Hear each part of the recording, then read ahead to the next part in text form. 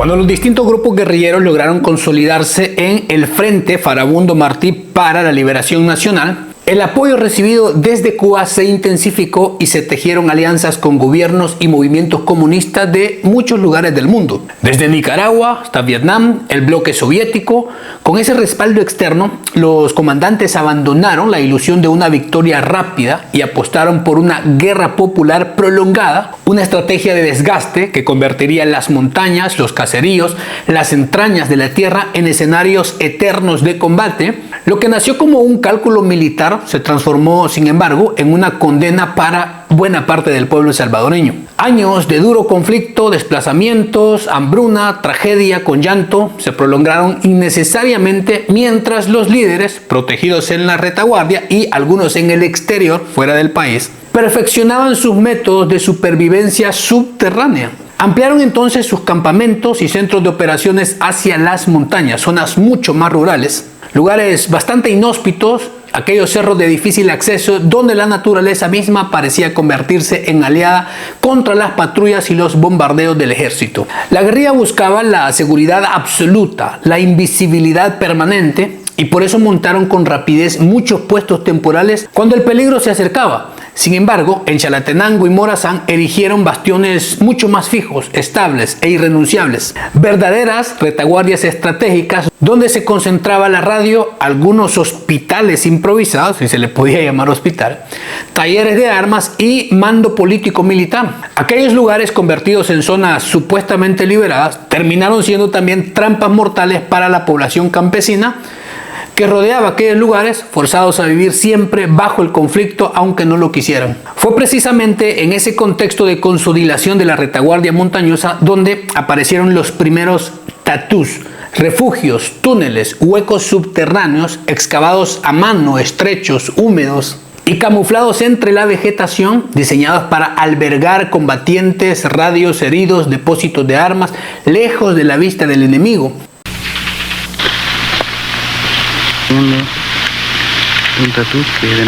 Este refugio antiaéreo construido por la ingeniería guerrillera fue utilizado para alojar a más de 20 combatientes a la vez.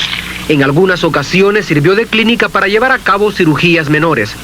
Para llegar hasta él había que atravesar un extenso campo minado.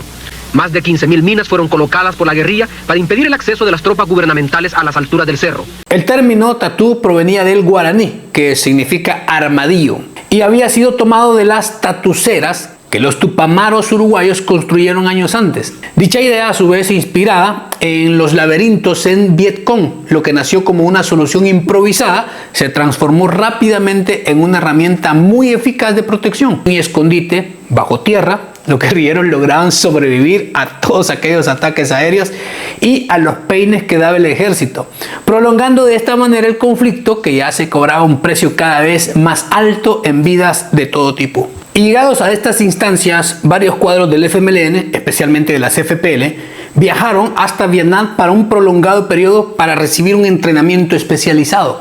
El objetivo principal era perfeccionar esas técnicas de guerrilla, incluyendo tácticas de los comandos especiales vietnamitas, infiltración, uso de explosivos, minas y métodos de supervivencia y combate de retaguardia. Todo esto se relacionaba directamente en la construcción y el uso de los refugios subterráneos conocidos como los tatús. Lorena Peña, conocida como comandante Rebeca o comandante Nidia Palacios, fue el caso más documentado públicamente y a nivel personal, que viajó hasta Vietnam alrededor del 1981, cuando el conflicto se intensificaba y ellos necesitaban un mejor adiestramiento. En su propio libro, Retazos de mi vida, dedica un capítulo completo a esa experiencia en Vietnam.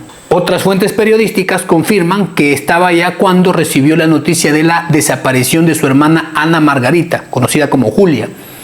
No se publica la duración exacta de sus estadías, se habla únicamente que fueron de viaje y estuvieron en Vietnam. Pero todo eso ocurrió en el contexto de los intercambios de las FPL con dicho país para absorber la doctrina de la guerra popular prolongada.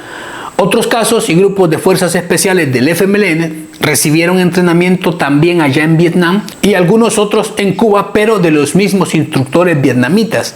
El objetivo era claro: copiar tácticas de Vietcong y del ejército vietnamita, ataques a instalaciones fortificadas, infiltración, explosivos, operaciones especiales. Y fuentes de allá de Vietnam registran al menos una clase formal de 16 guerrilleros salvadoreños del FMLN entrenados fuertemente en dicho país. En el diario de la comandante Nidia Díaz menciona allá por 1984 que se enviaron al menos 33 guerrilleros en cursos a Vietnam, Bulgaria, Alemania Occidental e incluso hasta la Unión Soviética. Ella misma dice que estaba programada para ir también a Vietnam y que también asesores guerrilleros vietnamitas visitaron campamentos del FMLN aquí en El Salvador allá por 1981. Mélida Anaya Montes, comandante Ana María, la segunda responsable de las FPL, fue una de las principales impulsoras de la línea vietnamita Guerra Popular Prolongada, aunque no hay confirmación pública clara de que ella personalmente haya viajado a Vietnam. Su rol era mucho más político e ideológico. Pero así varios cuadros seleccionados y fuerzas especiales del FMLN recibieron todo aquel adiestramiento. El propósito declarado era perfeccionar las técnicas de la guerra de desgaste prolongada, incluyendo la ingeniería de aquellos escondites subterráneos para la supervivencia y pues un rápido escape. Entre los tatús más famosos y documentados destacan los de la Montañona en Chalatenango. Ahí, a 3 metros bajo tierra, se instaló la radio Farabundo Martí. No es la misma Radio Venceremos. En estos momentos tenemos comunicación, contacto con nuestro corresponsal en el Frente Paracentral, con el compañero Ricardo Recinos. Compañero, los micrófonos de Radio Farabundo Martí para esas importantes entrevistas que tiene para nuestro pueblo. Adelante, compañero. Un complejo de túneles de poco más de 1 metro de ancho y 2 de alto, conectados a pequeñas cámaras y respiraderos camuflados con la vegetación, donde se dice que hasta 30 guerrilleros producían las 3 emisiones diarias alimentadas por un motor diésel para tener energía. Y a medio kilómetro se excavó el llamado Hospitalito, otro refugio subterráneo, otro tatú, capaz de albergar temporalmente hasta 20 personas para ser atendidas. Construidos en apenas meses por civiles sin conocimiento, todo rudimentario, esos tatús demostraron ser una herramienta de protección extremadamente eficaz. Permitían sobrevivir a las incursiones aéreas del ejército y a cualquier ataque desde los helicópteros, manteniendo así viva la propaganda y la atención médica a pesar de ser sorprendidos desde el aire. Sin embargo, su utilidad militar se apagó con el precio de convertir aquellas montañas en una trampa permanente para la población civil. Pero además de Chalatenango, los tatús se extendieron por otras retaguardias del frente. En el Cerro de Guazapa, uno de los frentes más castigados por los bombardeos, se excavaron refugios antiaéreos, puestos de mando y escondites para incluso poblaciones civiles. A momentos pues, de que la Fuerza Aérea o Artillería pues, realizaba sus operaciones sobre nuestros campamentos, acá nos tendíamos. El Cerro de Guazapa, a solo 20 kilómetros al norte de la capital, fue utilizado por el FMLN como una de sus principales retaguardias y quizás la única posición fija que se conservó a lo largo de la guerra, a pesar de más de una docena de operativos militares que lanzó el ejército para desalojarlos. Se dice que en casos muy extremos, los guerrilleros podían permanecer días y quizás hasta semanas bajo tierra durante operativos como el Fénix, sufriendo la humedad, hongos, hambre, sed. En Morazán, bastión del ERP y de la Radio Venceremos, también se construyeron redes similares. Al igual que en los cerros de San Vicente, Cabañas, Cinquera, zonas de Usulután, junto a estos complejos más elaborados, proliferaron tatús mucho más pequeños, precarios, pensados solo para ocultarse. Prácticamente simples huecos en alguna barranca, usados en las famosas guindas, escondites individuales de emergencia, camuflados siempre con la vegetación. E incluso un dato curioso es que todos estos lugares incluso se utilizaban como zonas de castigo, donde se entatuzaba a combatientes rebeldes. En efecto, estos lugares estaban usados para el castigo interno. Se documenta de forma muy limitada pero concreta, principalmente testimonios del Frente Paracentral de las FPL durante los años de las purgas internas lideradas por el sanguinario comandante Mayo Cibrián. Hay algunos casos citados de crímenes contra sus propios compañeros. Al castigado lo dejaban en el tatú por tiempo indefinido, con alimentación al mínimo. Y al concluir el castigo, el deterioro físico era brutal, evidente. Este tipo de sanción se enmarcaba en la disciplina interna y en la paranoia de posibles infiltrados del ejército en el Para Central. Bajo el mando de Mayo Cibrián, conocido después como el carnicero del Para Central, se aplicaron medidas extremas contra combatientes y colaboradores acusados de traición, de debilidad, de cualquier tontera, y se usaron este tipo de medidas extremas de entatuzar a sus propios combatientes. Pero al final, ni siquiera los tatús, aquella ingeniosa red de túneles y refugios que les permitió en muchas ocasiones sobrevivir bajo tierra y prolongar aquel conflicto, le lograron dar la victoria al FMLN. La estrategia de desgaste que tanto perfeccionaron terminó desgastándolos también a ellos. Consumió combatientes, sembró divisiones internas, agotamiento de la población civil y dejar un país devastado sin que la victoria militar llegara nunca.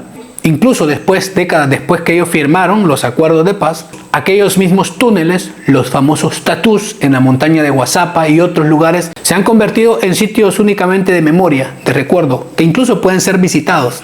Pero a la misma vez que recuerda muchas cosas lamentables al interior de la guerrilla y de las cosas que tenían que hacer. Ahí, entre la humedad, el silencio subterráneo, el visitante camina por la historia de un conflicto que demostró que esconderse bajo tierra podía salvarlos en algún momento, pero no siempre les garantizaba ganar el conflicto. Y no lograron perfeccionarlo al igual que allá en Vietnam. Sí les dieron mucho adiestramiento, pero pues creo que tuvieron muchas limitantes la guerrilla aquí en El Salvador. Aunque sí les fue muy funcional y eficaz en los momentos que más lo necesitaban, pero aún así pues no pudieron ganar aquel conflicto. Pero bueno, ¿qué sabía usted de esto? ¿Qué puede opinar? Muchísimas gracias por apoyar, por llegar hasta el final. Cuídese mucho, nos vemos. Hasta la próxima.